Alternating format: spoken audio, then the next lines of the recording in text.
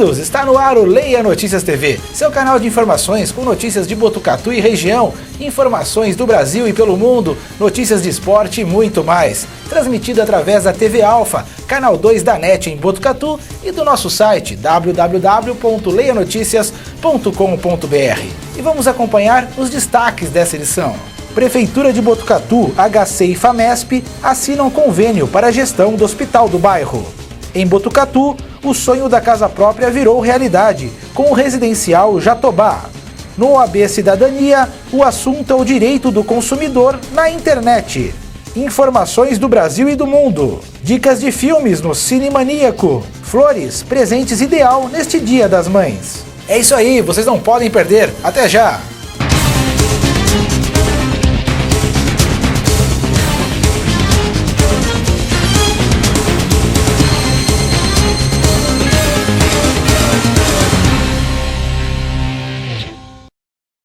Oi, você sabia que criança também sente frio?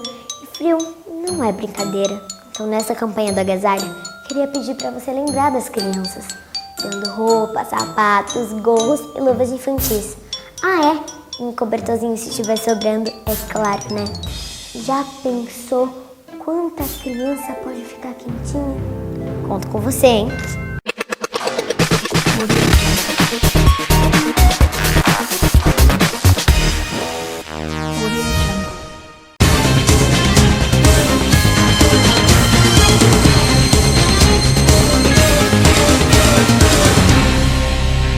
Estamos de volta! E nesta semana, a Prefeitura de Botucatu, o HC e a FAMESP assinaram um convênio para a gestão do Hospital do Bairro. Vamos acompanhar. Foi assinado nesta semana o convênio entre a Prefeitura de Botucatu, o Hospital das Clínicas da Faculdade de Medicina de Botucatu e a FAMESP para a gestão do Hospital do Bairro. A questão da abertura do hospital é muito aguardada e esse passo é mais um passo importante, uma etapa importante a ser vencida, que nós vencemos no dia de hoje, que é a formalização daquela parte que dá muita dor de cabeça e que não aparece, que é a questão jurídica, questão dos convênios, de como vai ser o repasse, quem contrata o funcionário. Então tudo isso dá muito trabalho, é uma engenharia que é feita nos bastidores para chegar no dia de hoje. E nós conseguimos, respeitando a individualidade de cada uma das instituições presentes, mas trabalhando uma política de saúde em conjunto. Hoje aqui tem HC, tem Faculdade de Medicina, tem FAMESP, tem Fundação Uni, são os parceiros desse grande projeto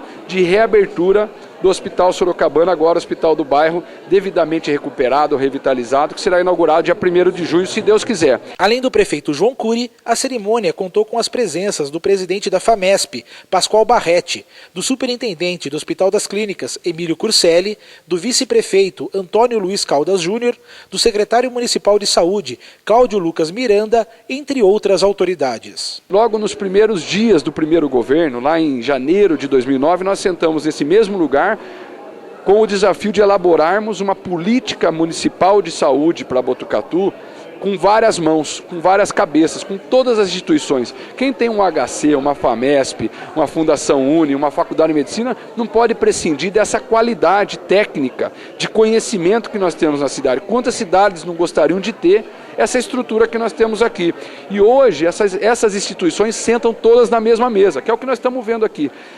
Nós elaboramos um projeto de saúde para 8 anos, para Botucatu, que vai transformar a cidade na área da saúde. Está terminado? Não. Nós temos ainda no meio do caminho, temos problemas e desafios a serem superados, mas já começa a ter a cara que nós queríamos. Botucatu, depois de 40 anos, está construindo 2 novos hospitais. Há 40 anos não se construía um novo hospital em Botucatu, são mais de 150 leitos novos. Nós vamos ter um pronto-socorro exclusivamente pediátrico, coisa que também na região nós não temos. Então são vários avanços que nós temos. Nós vamos ter um AME, um Luci Montoro, transformando em reais, passam de 100 milhões de reais de investimento. Tudo isso é essa integração que há hoje em Botucatu, que você vai ver aqui hoje através dessa mesa, todo mundo sentando sem vaidade, com diálogo, para a gente melhorar a saúde, que é uma área tão sensível para todos nós, todos os botucatuenses. Desapropriado pela administração municipal em 2011, o prédio do antigo Hospital Sorocabana está em fase final de uma ampla reforma para a modernização das suas instalações. E o grande diferencial do novo hospital, com previsão de inauguração em junho, será a abertura de um pronto-socorro infantil, o primeiro da região. Bom, inicialmente ela pode esperar uma ampliação do atendimento na faixa pediátrica. A proposta, que em junho estará em funcionamento, é um pronto-socorro pediátrico para pacientes com afecções de média complexidade, não é? Que é, na verdade, o que lota qualquer pronto-socorro.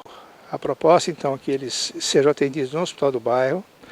Se houver necessidade de que serem internados, serão internados no próprio Hospital do Bairro, numa enfermaria só de pediatria. E caso haja uma necessidade de algum exame mais diferenciado, de que alguma coisa mais especializada, aí sim ele será transferido para o HC. Com isso que a gente espera, diminuir a lotação no HC e, ao mesmo tempo, agilizar o atendimento aos pacientes aqui da cidade. É o único da região. Até nesse sentido, nós estamos cumprindo prioritariamente o que define o Estatuto da Criança e do Adolescente, criando espaços privilegiados para as crianças. E o Hospital do Bairro, antigo Hospital Sorocabana de Botucatu, será mais uma unidade importante de saúde para a nossa cidade, principalmente pelo PS especializado infantil. E vale lembrar que a inauguração está marcada para o início do mês de junho e vamos aguardar. E agora, em Botucatu, o sonho da casa própria deixou de ser um sonho e passa a ser realidade, com o residencial Jatobá do grupo Pacaembu. Presta atenção nessa reportagem. Para os botucatuenses, a casa própria deixou de ser um sonho e agora é realidade. Localizado na Avenida das Hortênsias, ao lado do Convívio, o residencial Jatobá, empreendimento do grupo Pacaembu, é uma oportunidade para a realização do sonho da casa própria, que conta com moradias em lotes com medidas padrão de 200 metros quadrados e casa de 2 dormitórios e área total construída de 43,74 metros quadrados, com piso cerâmico em todos os cômodos, exceto a área de serviço, teto com laje e banheiro com azulejos até o teto. É um loteamento que eu acho que prima pela qualidade de vida de todos os mutuários, todos aqueles os sortudos que estão comprando nesse loteamento as suas casinhas, a tão sonhada casa. Por quê? O loteamento é composto de 274 lotes. Daí ele é disposto, tá, de uma maneira em que fica entre áreas verdes e área de lazer. Se vocês tomarem cuidado de verificar, tá? Isso aí eu acho que foi ideia do Eduardo Almeida, que é o dono da Pacaembu, tá? Ele está exatamente jogando com a qualidade de vida de cada mutuário, que ele circula toda praticamente de área verde e área de lazer. Quer dizer, vai ficar um conjunto quase que fechado de verde. Estão abertas as inscrições para adquirir uma das 274 casas disponíveis, que faz parte do programa Minha Casa Minha Vida 2, do governo federal, com realização da Prefeitura de Botucatu e construção pelo Grupo Pacaembu. As inscrições devem ser feitas na Rua Dr. Cardoso de Almeida, 960, no centro de Botucatu. A Escola Federal exige alguns documentos para que a gente possa analisar a análise de crédito e a análise de cadastro de cada mutuário. Tá? É importante, SIC, RG, a certidão de casamento, se for casado, ou a certidão de nascimento, se for solteiro.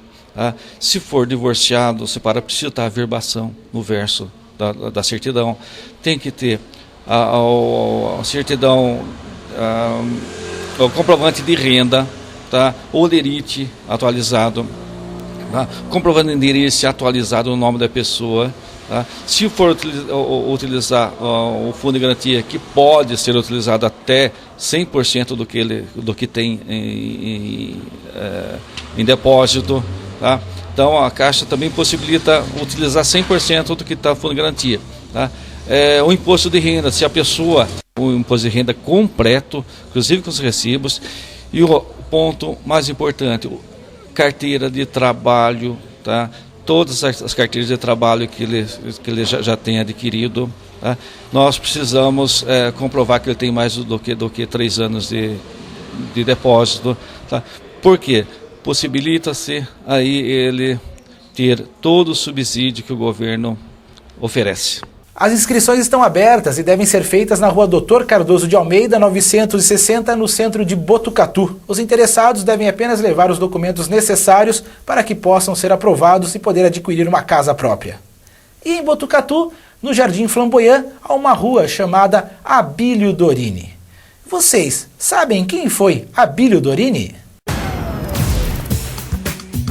Abílio Dorini nasceu em Toledo, município de São Manuel, no dia 17 de abril de 1918.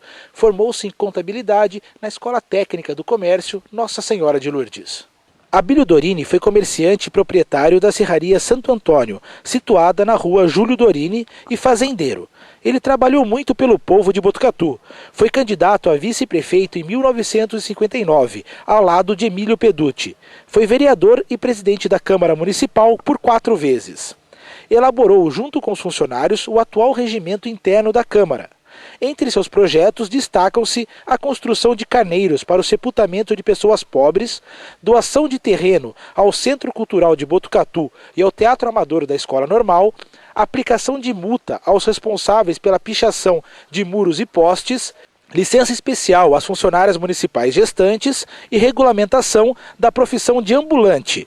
Abílio Dorini faleceu aos 65 anos no dia 16 de fevereiro de 1983. E no quadro OAB Cidadania dessa semana, conversamos com o Dr. Daniel Toledo Fernandes de Souza. O assunto foi direito do consumidor na internet. Vamos acompanhar.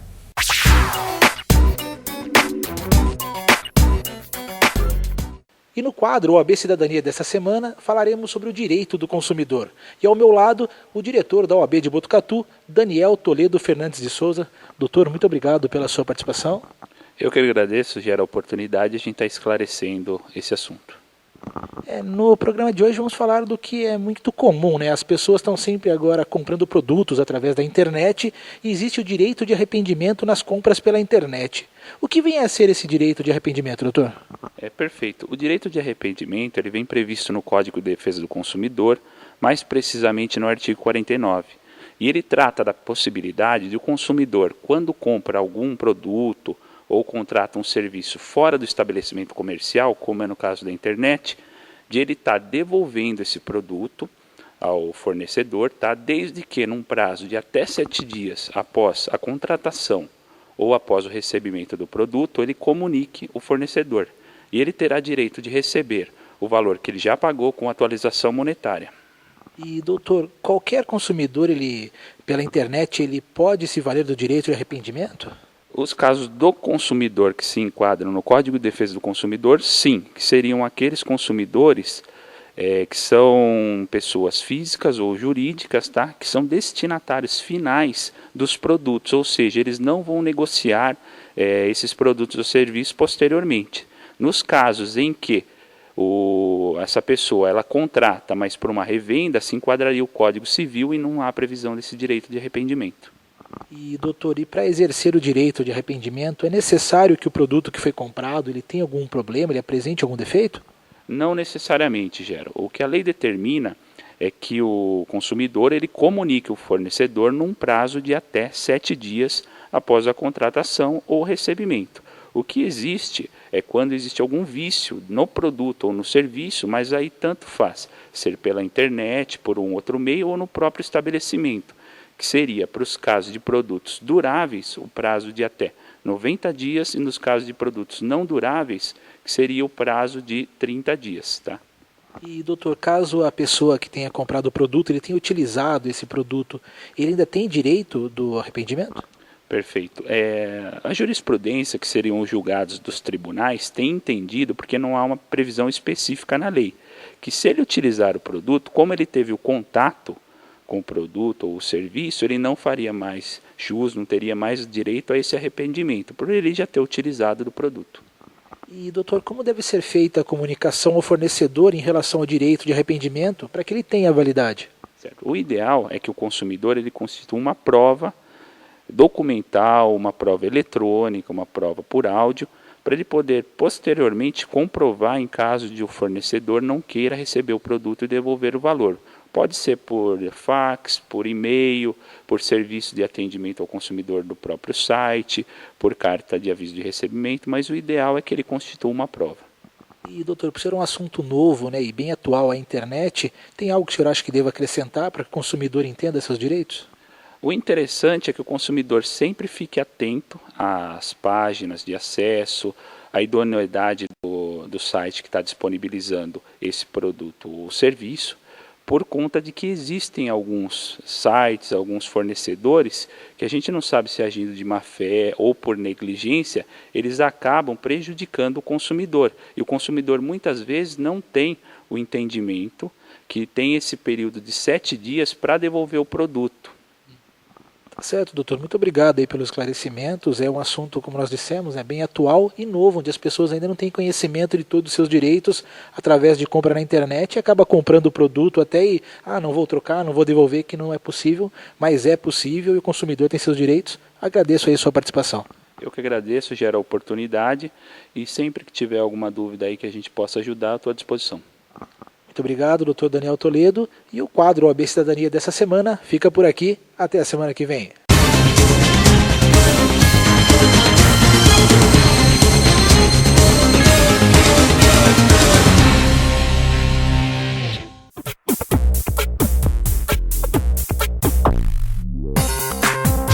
A casa própria deixou de ser sonho. Agora é sua realidade.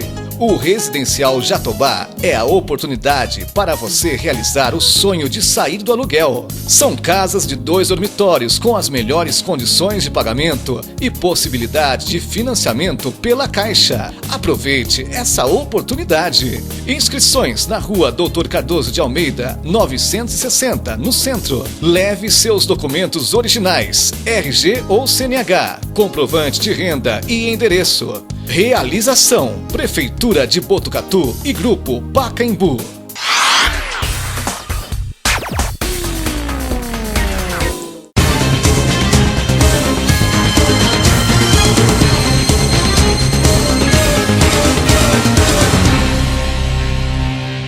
Estamos de volta com informações do Brasil e pelo mundo. Ao meu lado, Lucas Machado. Tudo bem, Lucas? Não, não tá tudo bem, não. Por que não tá tudo bem? Primeiro que eu sou vítima de bullying nesse programa, constante. Até agora virou uma prática comum, inclusive durante o programa, né? Uma vez eu passar vergonha semana passada, segundo que eu tô gripado. Não foi vergonha, todo mundo gostou, foi muito elogiado a sua performance. Não foi você, né? Dinâmica, né? Como que é? Isso aí. Vamos fazer uma vinheta depois sobre isso. Não. Mas, Lucas, vergonha não é só você que passa ao vivo, não. Mas essa? O nosso é gravado, né? Mas, enfim, ao vivo, um apresentador da TV Record foi pego com a mão naquilo. Aquilo o quê? Naquilo. O apresentador Marcelo Rezende, do Cidade Alerta, da Record, apareceu ao vivo coçando suas partes íntimas durante um programa nesta semana. O programa mostrava uma ação da polícia, quando de repente as imagens foram cortadas para o estúdio. O apresentador achou que não estava sendo filmado e aproveitou para se livrar de algum incômodo nas partes íntimas. Ao perceber a gafe, Rezende tentou disfarçar, dizendo que suas calças estavam caindo, e ainda acusou o câmera de ter feito tudo de propósito. Aí pego minhas calças para caindo, quase que eu seguro. E o cara cortou de maldade, não pensa que ele cortou por bobagemzinha. Marcelo Rezende, não se sinta mal, eu me solidarizo a você, porque eu fui vítima de uma pegadinha semelhante a que você passou aqui, o Fernando, que me traiu de maneira bem fria e calculista, junto com esse cidadão que ria aqui ao meu lado. Fizeram passar vergonha, foi trairagem pura mesmo, não colocou o vídeo de propósito. E eu sei o que você está passando, cara, não desanima não.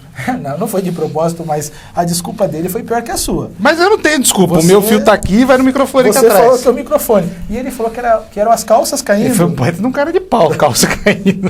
E põe a culpa no... Ele vai dar uma coçada e põe a culpa no câmera. É brincadeira, né? A culpa não foi do câmera, não. O Marcelo deu uma vacilada. Aí, legal.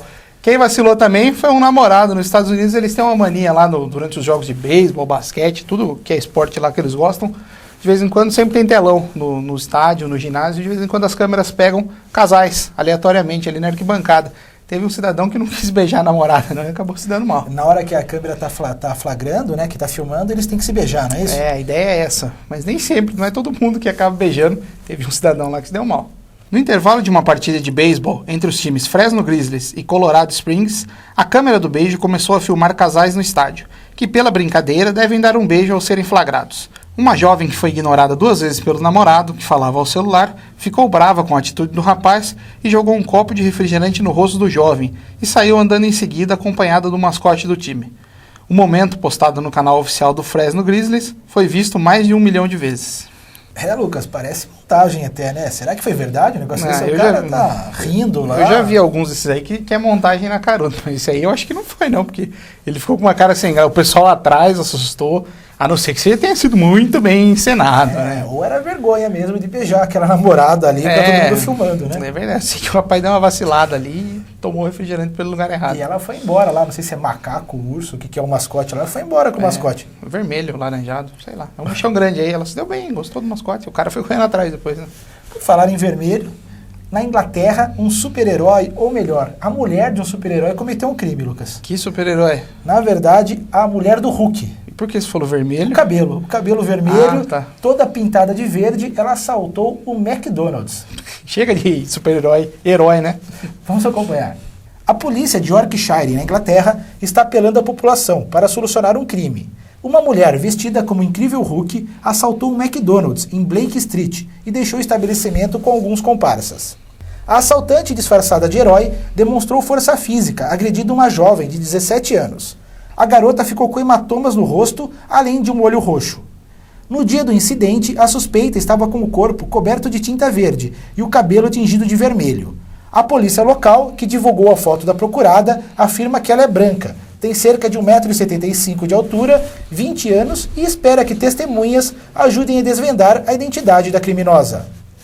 Gero, saindo do Hulk, da Hulka, do Chico Bento, de qualquer coisa que seja, gosta de jogar sinuca? Gosto e jogo muito. O quê? Jogo muito bem. Não exagero, porque você gosta, só não é pra mentir, assim. Fala, gosto, pra você ir pegar no taco ali, segurar as bolas. Gosto, eu jogo bem, eu entendo da arte do snooker. Pois é, como eu sei que você tá mentindo, vamos falar de um cara que joga de verdade, o Judd Trump, acho que é o nome do jogador. Ah, um cara que já ouvi falar, já foi campeão mundial aí de bilhar, algumas coisas nesse sentido.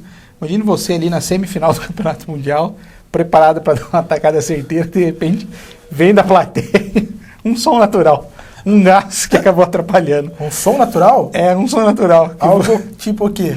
Algo tipo diferente. Algo tipo que você faz em casa aí, debaixo do edredom. Tá falando com o cheiro não muito bom, né? Vamos acompanhar então o... Isso mesmo.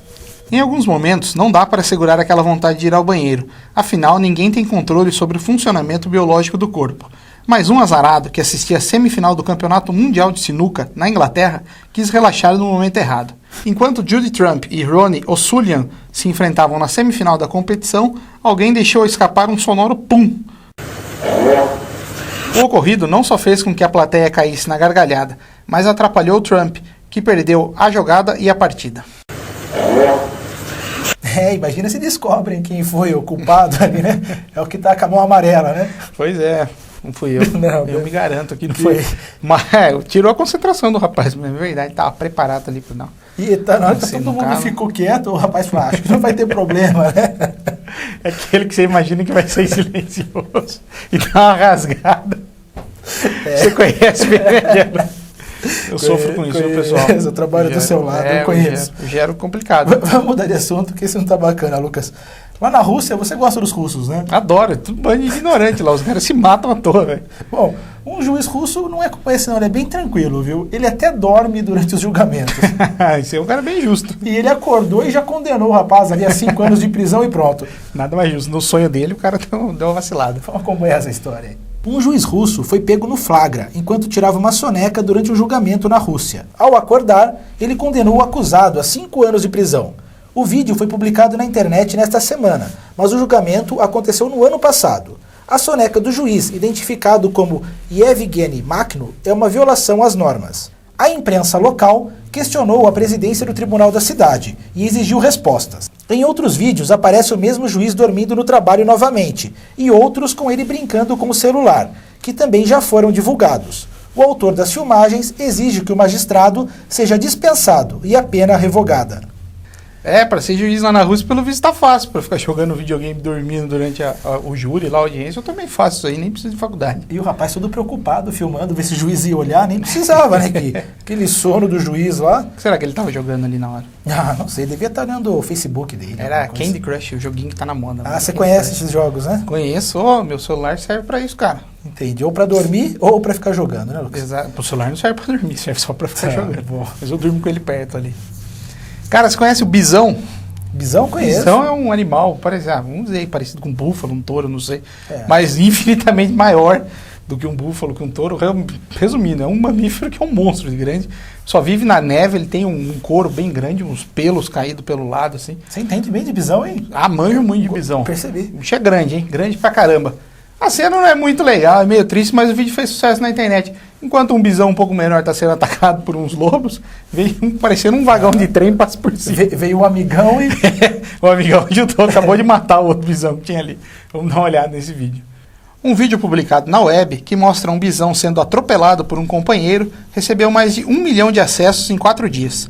O vídeo mostra o animal sendo atacado por lobos. Por conta disso, o bisão não consegue acompanhar os demais membros da manada. Em seguida, ele acaba atingido por um bisão maior que vinha atrás e cai. O vídeo teria sido gravado na Bélgica. É que amigão, hein, Lucas? Viu que estava sendo preso ali pelos lobos, veio por trás com tudo e... Parecia um ônibus né? atrás. Passou por cima como se não tivesse nada. É a lei da selva, né? Sobrevive o mais forte, né? Ficou ele ali pros lobos e os outros foram embora. Ele deve ser um lobo em pele de bisão, rapaz. O de trás? É, não é possível. Porque ele só ajudou os lobos. Eu achei que ele fosse fazer um strike e jogar lobo pra todo lado. Não, ele passou com cuidado pra não acertar os lobos e só queria pegar o amigo. Ou só não era amigo, né? Você tem certeza que um bando de bisão é manada também? Manada. Um bando de bisão é manada. Eu não confio muito em você. É que você deve ter faltado dessa aula na escola. Sobre na aula de bisão, se entende tanto de bisão e não sabe qual é o coletivo. No coletivo eu faltei, realmente.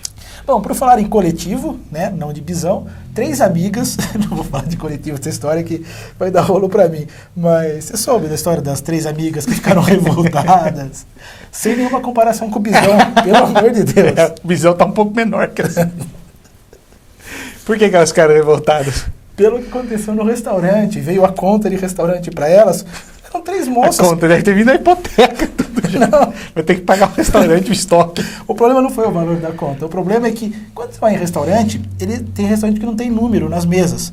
E o garçom, para poder identificar, é a mesa do rapaz de verde, a mesa do rapaz, sei lá, de chapéu. Ele escreveu a mesa das garotas gordas. Certinho, amigão. Vamos acompanhar.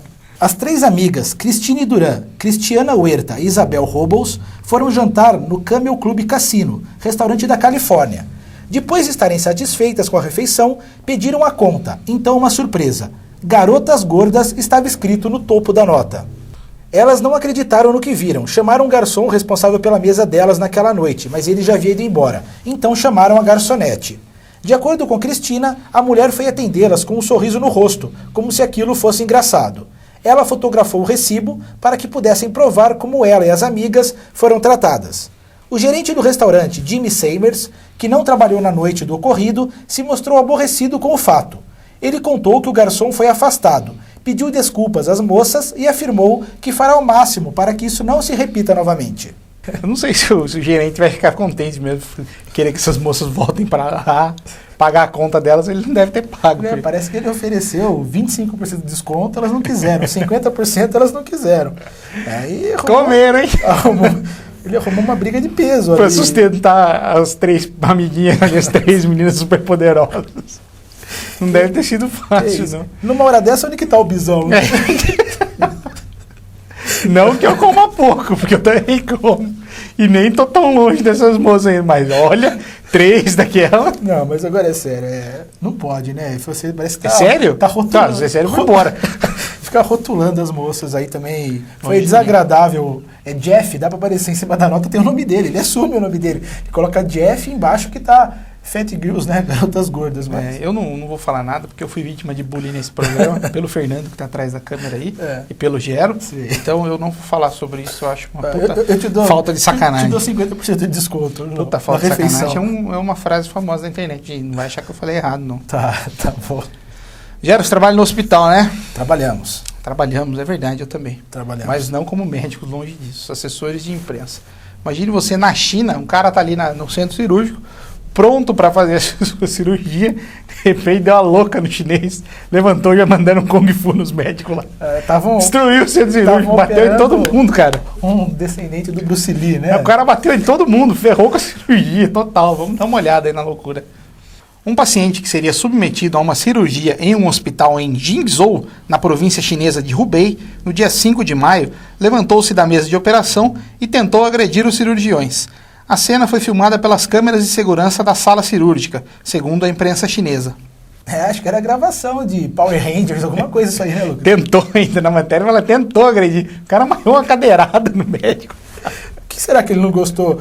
Que cirurgia que era? Será de próstata, alguma coisa? Que irritou o rapaz ali. Eu acho que ele ia fazer algum desvio de septo e começaram a fazer próstata nele. O cara ficou bravo. Que isso, não? Chamou da pega. Imagina se as 3 gordinhas estão fazendo redução do estômago lá. Quebrando tudo no hospital. Ai.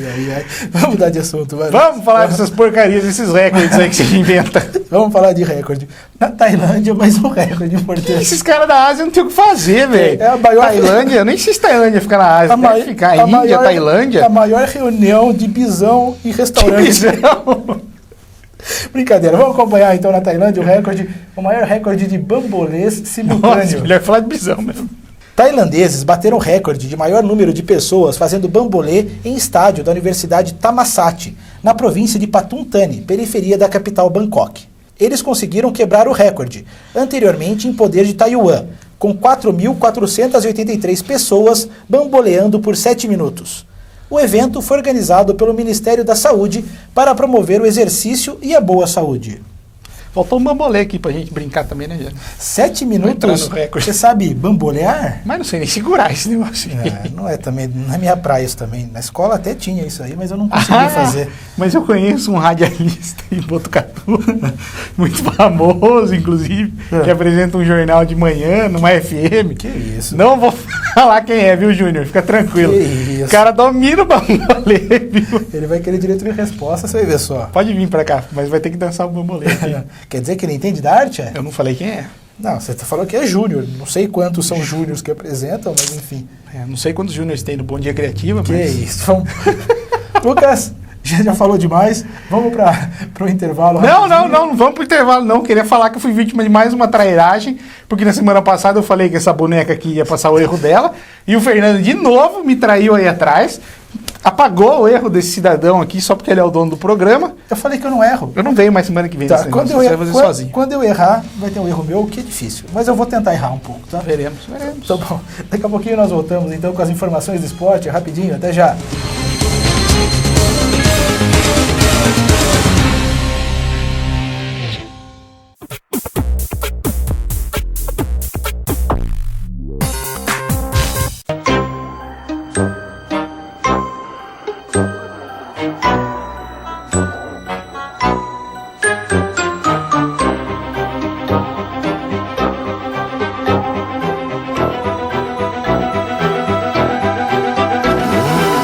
Se engane, tem coisas que seu filho não está preparado para ver.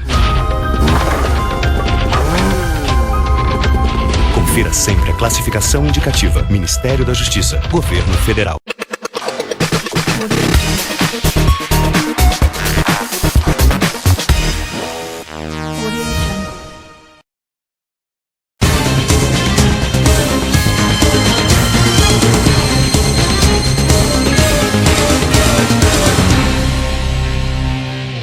Já retornamos, Lucas, sem nada de bullying agora, tranquilo para falar de esporte? Dinâmico, hein? Bem dinâmico, né? Lucas, vamos falar de Copa Libertadores da América. Vamos pular isso aí. O seu São Paulo não conseguiu, né, Lucas? Vamos pular, cara. Vamos falar de outra coisa, outro esporte, peteca aí, pebolinho, alguma coisa. Bambolê é esporte?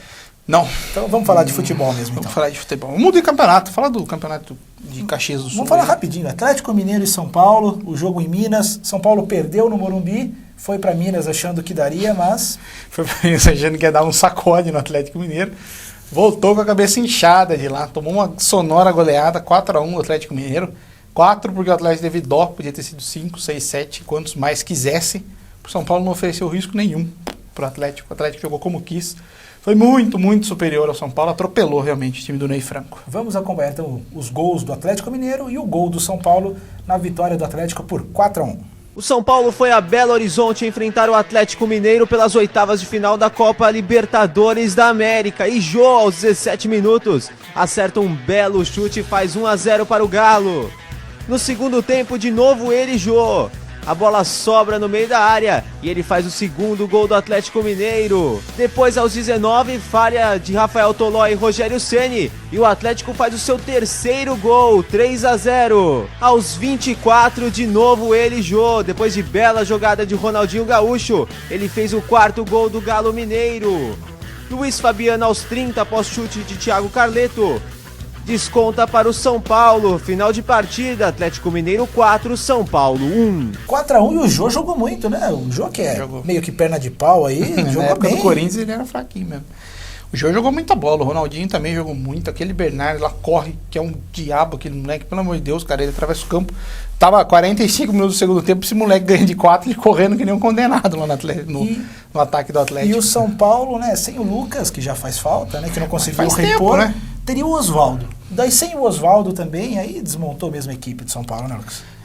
Mesmo com o Oswaldo, eu acredito que não teria chance, porque o time do Atlético tá voando, realmente, tá jogando muita bola.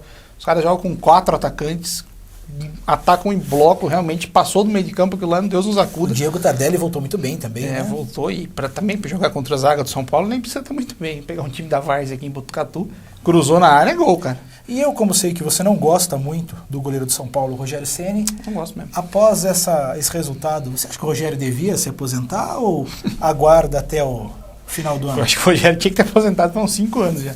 5 talvez? Pode ser, 5, 4. Não, agora fica até o fim do ano mesmo, já perdeu tudo que tinha que perder. Não, ainda tem o Campeonato Brasileiro que o São Paulo vai disputar e a Copa Audi, né? O São Paulo vai disputar Audi, Copa Suruga e Copa Sul-Americana também. São Paulo tem a vaga tem já. Tem bastante garantida. competição ainda, né? Então pode aposentar. Bom, São Paulo tá fora. Não, que eu acho que ele tenha sido responsável pelos 4, só o último gol que eu acho que ele falhou. Mas depois que tomou o segundo gol também... Tava desanimadão, a bola passou embaixo da mão dele. Ia pular pra quê? Tem idade já. Mas uma pena. No meio das pernas ele tomou gol, pensando bem. Não foi culpa dele não. E o Atlético Mineiro pega o vencedor de Palmeiras e Tijuana.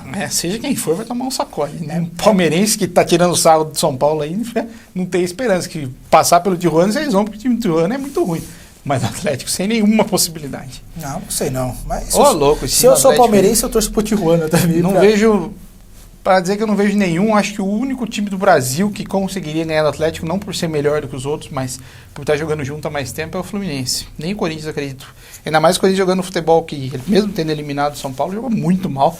Foi um clássico que, para quem não torce para nenhum dos times, foi horrível de assistir. O Fluminense também se classificou, né, na Copa Libertadores. Ganhou do Emelec. Mas fez 1-0, o placar classificaria, mas daí o juizão também deu uma força, expulsou 2 jogadores do Emelec. Pelo menos um lance eu vi lá. Aí fez 2-0, aí ficou fácil também. Mas o Fluminense perdeu lá muito roubado, porque o pênalti que deram para o Emelec no finalzinho, só o juiz viu lá. Foi muito roubado mesmo. A Copa Libertadores tem essa, né? O bairrismo ainda predomina na arbitragem. Qual é o risco de termos 5 brasileiros aí na segunda fase? Até acredito que 5 vão passar. Sim. Corinthians joga contra o Boca Juniors na próxima semana. Quarta-feira, mas acho que o Corinthians também não vai ter dificuldade, não deve passar. Foi 1-0 na Bomboneira. Foi, mas o time do Boca é muito fraco. Ruim, mas é que o Corinthians jogou muito mal lá, assim como jogou contra o São Paulo. Então precisa acordar também, o time do Corinthians é bem melhor do que o do Boca, mas precisa acordar. Lucas, agora Copa do Brasil, rapidinho. O Santos goleou o Joinville ontem, né? Goleada do Santos. 1-0. Muito bem, né? Golzinho do Durval no finalzinho do jogo lá. Aquela jogada típica do Muricy, né? Bola na área, cabeçada de quem aparecer na frente. Lá o Durval fez o dele. E o Durval nessa ele se destaca, né? Durval, craque de bola, hein, rapaz?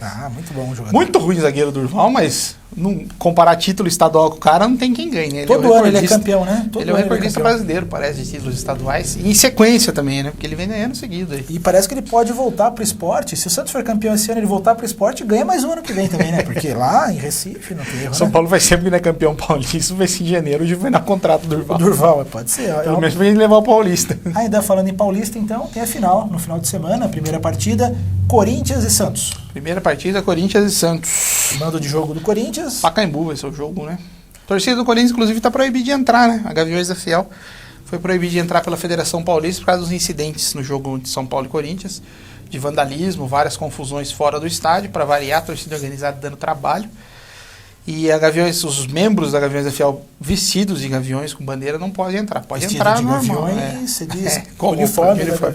Com roupa normal, a paisana pode entrar, né? Fantasiado de Gavião pode.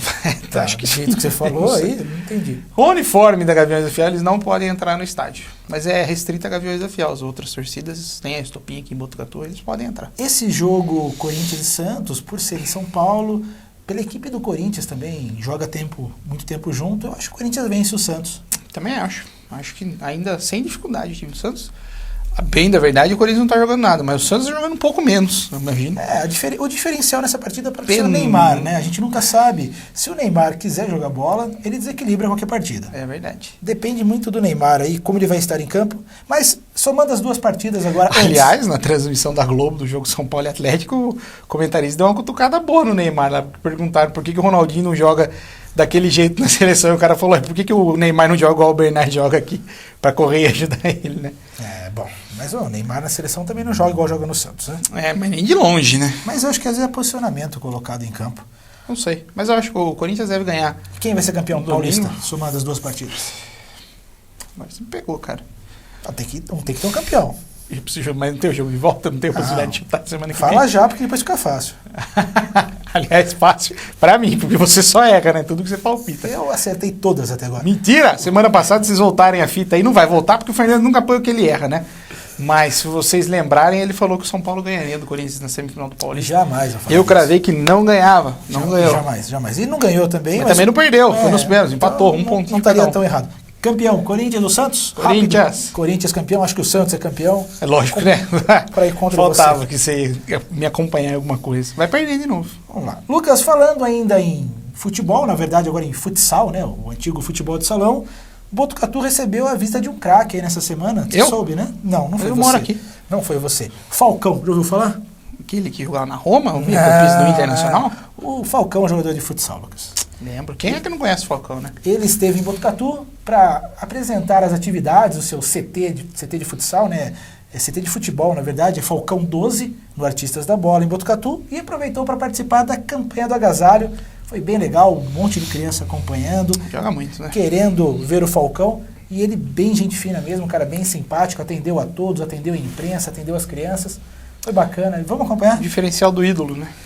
Por isso que é craque, por isso que é ídolo. Vamos dar uma olhadinha. Craque dentro e fora das quadras, o jogador Falcão, eleito 4 vezes o melhor jogador de futsal do mundo pela FIFA, esteve em Botucatu para inaugurar oficialmente as atividades do CT Falcão 12, no Artistas da Bola, e participar da campanha do Agasalho 2013. E centenas de crianças estiveram em Botucatu para conhecer o craque Falcão e também aproveitaram para doar na campanha do Agasalho 2013. É uma forma de ajudar, isso mostra ainda mais e me deixa mais feliz de saber que eu estou fazendo uma parceria com pessoas sérias e que realmente pensam em tudo.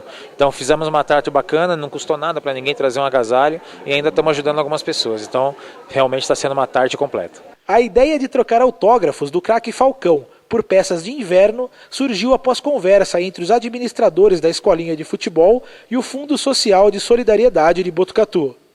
A gente, com certeza fica muito feliz, Eu acho que a gente consegue agregar, trazer um presente para os meninos, para esses esportistas, que tem esse sonho, essa vontade de seguir uma carreira, de estar um pouquinho mais próximo do seu ídolo. Para a gente é legal também ajudar a campanha do agasalho, saber que as crianças vão estar um pouco mais agasalhadas nesse inverno que está chegando. Então, acho que todo mundo só tende a ganhar com isso. É uma parceria muito forte que a gente fez com a prefeitura, que ajudou também na divulgação, nesse envolvimento todo. Falcão destacou as atividades do CT que leva seu nome em Botucatu. Isso é um reconhecimento, Eu sou aquele cara que tenho alguns amigos famosos que não sabem lidar com isso. Para mim, cada vez que eu estou comendo ou que eu estou no shopping, para mim é um reconhecimento, eu vejo isso como um reconhecimento. Então, para mim, é um prazer estar aqui em Botucatu, voltando a Botucatu. Eu joguei aqui em 99, quando eu jogava no Atlético Mineiro, quando eu estava começando realmente. Tenho amigos que moram aqui, o Tostão, que jogou na seleção brasileira, que está na Europa, é daqui da cidade. Então, fico feliz de voltar aqui e iniciar um projeto que eu tenho certeza que vai ser um sucesso e, quem sabe, lá na frente, tendo destaques da região. Cerca de 600 crianças participaram do evento e formaram fila para chegar perto do ídolo e ir embora para casa com o autógrafo do maior jogador de futsal de todos os tempos. É que é muita demanda, O Brasil é um celeiro de classes, como você falou, e às vezes faltam oportunidades nos clubes do Brasil. E clubes, como você falou, da segunda, terceira, primeira divisão da Europa, veem esses jogadores como jogadores às vezes mais baratos e dão oportunidade para eles. Então, o Brasil hoje tem muitos clubes, tem muitos jogadores, só que não suporta o número de talentos que tem. Então esses jogadores têm que acabar indo para fora realmente, mas quem sabe aí já não tem um jogador de Botucatu na seleção brasileira. Eu vim acompanhar assim, sou fã dele. Joga muito bem. É impressionante, ele faz coisa impossível. Antes de ir embora, Falcão deixou seu recado aos botucatuenses. Alô galera da TV Alfa, eu também tô ligado em vocês aí, valeu? Um abraço. Bem legal, né, Lucas, o Falcão participar da campanha do agasalho para ajudar aí as crianças carentes, né? Bacana ele ter vindo para Botucatu já, apesar de ser uma escola dele, a gente sabe que dificilmente esses grandes jogadores, o Neymar deve ter um monte de escolinha por aí, mas duvido que ele vá nessas escolinhas, assim como tantos outros jogadores. Muito bacana o Falcão ter vindo até Botucatu, ter participado da campanha do agasalho, ter atendido todas as crianças, você estava lá, você acompanhou, viu que todas as crianças foram bem atendidas. Muito bem atendidas, foi bem legal mesmo. Realmente, muito bacana. Parabéns, Falcão. Muito obrigado pela visita aí. Continue dando mais alegria pro Brasil. Tá ficando velho, né? Vai ter que parar daqui a pouco. E o Falcão lembra de ter jogado contra jogadores de Botucatu também. Ele falou bastante do futsal de Botucatu, que Botucatu tem tradição no futsal. Uma pena que não esteja mais nesse momento, já né? Teve tradição, né? Tivemos bons jogadores aqui. Realmente, certamente o Falcão jogou com grandes atletas de Botucatu. Hoje em dia ainda temos grandes atletas, só não temos mais aquela tradição. Né? Quem sabe aí da escolinha do Falcão não surge um novo Falcão? Vamos aguardar, né? Para Botucatu seria muito bem-vindo. Lucas, agradeço a participação no Bloco de Esportes. Obrigado. Não venho mais, semana que vem não tô aqui. Não faça assim, porque sei de muitas pessoas que irão chorar com essa informação. Pode falar que é brincadeira. Nem minha mãe não está assistindo o programa. E chega de mimimi, tá? Tá bom. Minhas tias, minha tia Vera, minha tia Nadir, ela sempre assiste o programa. Agora vai aparecer o Maguila, vai mandar beijo pra todo mundo. Tem mais alguém pra mandar beijo aí? Especialmente pra você. Obrigado. Então tá bom. Daqui a pouquinho nós voltamos com mais informações. Vamos falar de flores também pro Dia das Mães. Rapidinho. Beijo, já. Mãe, também. Tchau.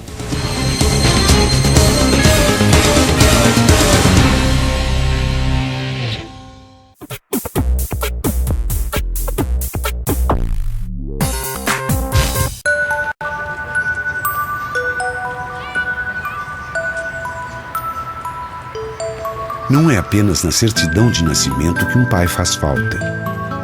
O Poder Judiciário sabe o quanto é importante para um filho ter o nome e a presença de um pai. Por isso, o reconhecimento de paternidade foi simplificado e agora pode ser feito em qualquer cartório de registro civil. Pai presente, o reconhecimento que todo filho espera.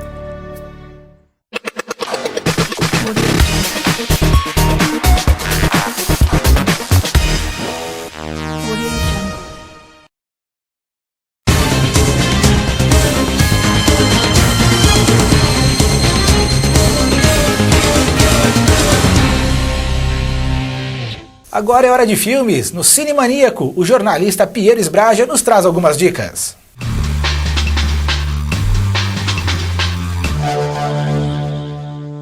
Olá, Gerald, como é que você tá? As dicas de hoje são especiais para o Dia das Mães. Mas não espere aqueles filmes Mamão com Açúcar, aquelas comédias bobinhas. Eu vou passar duas sugestões de filmes um pouco difíceis, dramas pesados, mas que servem para refletir a importância da figura materna na vida de qualquer um de nós. O primeiro deles é um filme até recente, de 2008, chamado A Troca, dirigido por Clint Eastwood e estrelado por Angelina Jolie. Atenção, não confunda com um filme que tem o mesmo nome, A Troca, também de 1980, que é um terror, não tem nada a ver. Eu estou falando do A Troca novo, de 2008, que é dirigido pelo Clint Eastwood. Esse é um filme baseado em uma história real de uma mãe que tem um filho desaparecido, com 9 anos de idade. Eis que, de repente, a polícia acaba encontrando um garoto que ela jura não ser a criança. Acontece que o garoto é igualzinho o filho dela fisicamente. E ela começa a perceber algumas mudanças no comportamento da criança. É um suspense um pouco diferente, não chega a ser um filme de terror, mas ele muitas vezes ele caminha numa linha bem próxima da fantasia.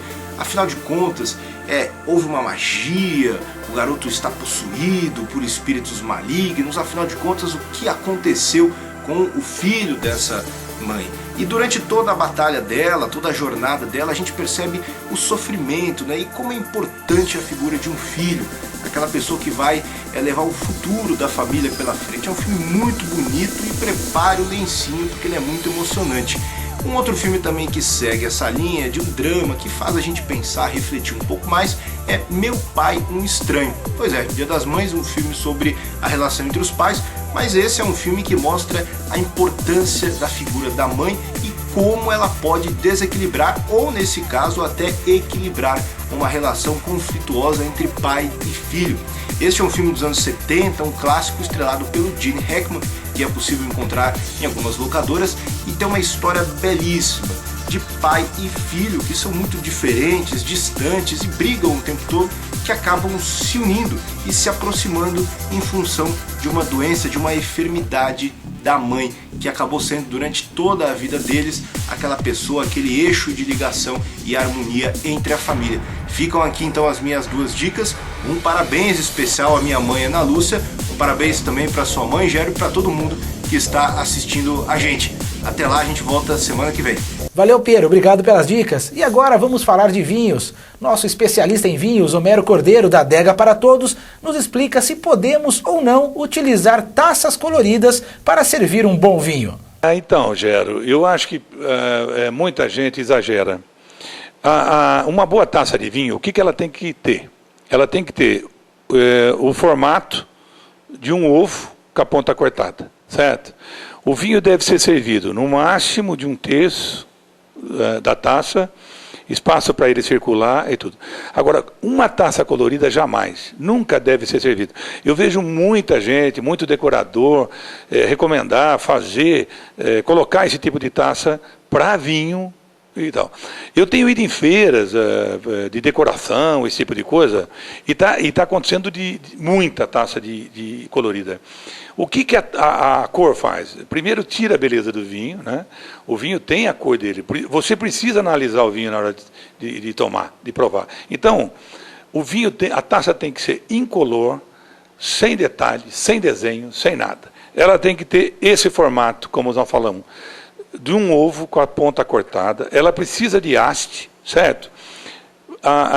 Aqui nós colocamos uma taça pequena, que eu acho muito bacana, embora ela seja pequena, mas o formato dela é muito bom, né? Ela deve ser segura, deve ser, toda vez que você for usar, segurar pela haste, né? Até para não tirar a beleza do vinho. Se o vinho estiver dentro, você esconde a beleza e esquenta o vinho também, né? Então, não. A taça não deve ser colorida, ela não deve ser grossa, então esquece aquelas taças que muita gente está oferecendo, vendendo em lojas do comércio. Se você for pensar no vinho, não. Deixa a taça colorida para água, ou para o refrigerante, para qualquer outra coisa. O vinho, taça transparente, gente. Valeu, Homero, boas dicas. E é isso aí. Taças coloridas não devem ser usadas para servir vinho, vamos deixá-las aí para refrigerantes ou outro tipo de bebida. E domingo é Dia das Mães, e a equipe do Leia Notícias TV conversou com 3 especialistas em paisagismo para falar sobre flores, o presente ideal para o Dia das Mães. Orquídeas, bromélias, rosas e lírios são as flores mais procuradas para presentear no Dia das Mães. E pensando nesse mimo que não pode faltar nesse grande dia, é que a equipe do Leia Notícias TV veio até uma loja especializada em paisagismo para mostrar um pouco mais de outras espécies, outras plantas que também podem ser utilizadas para presentear.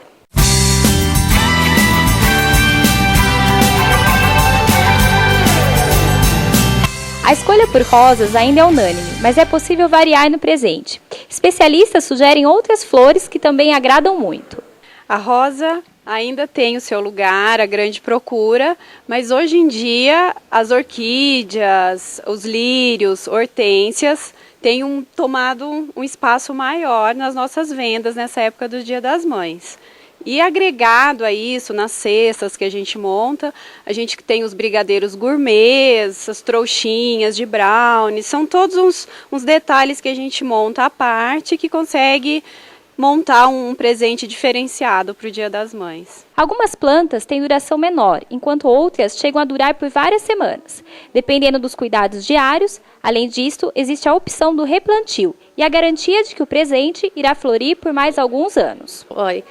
Uma planta muito usada no Dia das Mães para presentear é a orquídea, que é muito especial e não requer tantos cuidados. Pouca água, uma vez por semana, só deixar num lugar interno com um pouquinho de luminosidade. E mesmo que ela perca a flor, no ano seguinte ela é reaproveitável, volta a florir se você continuar cuidando dela.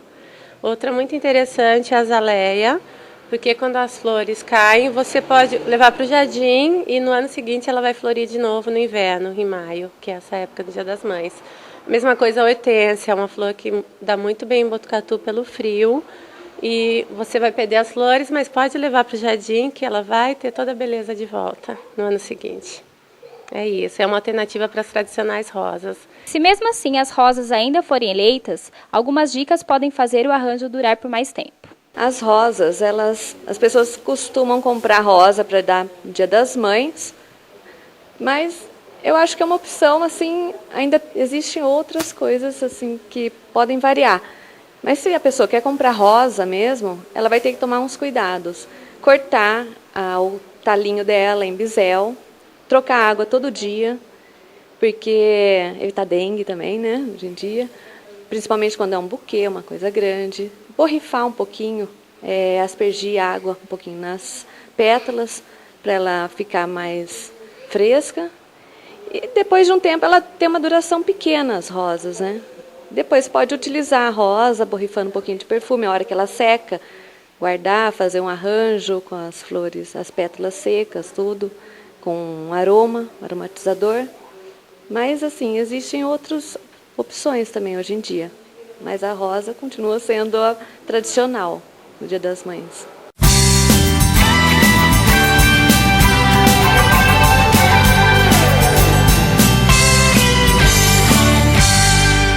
Muito bom, e em nome da equipe do Leia Notícias TV, desejo um feliz Dia das Mães a todas as mães que estão nos acompanhando. E o Leia Notícias TV fica por aqui, agradeço a companhia de todos vocês. E não se esqueçam, Leia Notícias TV, todas as sextas-feiras a partir das 8 horas da noite na TV Alfa. E reprises aos sábados a partir das 11 horas da noite na TV Alfa, canal 2 da NET em Botucatu. Acompanhe as reportagens também no nosso site www.leianoticias.com.br. Obrigado e até a próxima semana. Valeu, até mais!